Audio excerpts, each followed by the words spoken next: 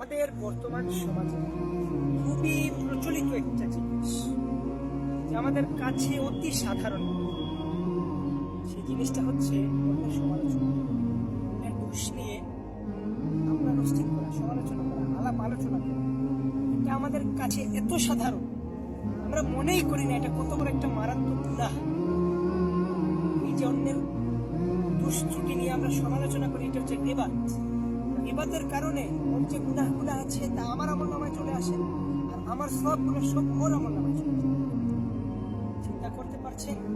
আপনি যদি হাজী সাহেব হন, 5 ওয়াক্ত নামাজি হন, মাসে 30 দিনের 30 দিন রোজা রাখেন, নফল নামাজ 100 রাকাত প্রত্যেক দিন করেন, হাজার হাজার লক্ষ লক্ষ টাকা দান করেন, আর যদি মানুষের গীবত করেন, মানুষের দোষ ত্রুটি নিয়ে সমালোচনা করেন, একটা আমল আপনার থাকবে না। সব যাকে নিয়ে দোষ ত্রুটি, যার দোষ ত্রুটি নিয়ে আপনি সমালোচনা করেছেন তার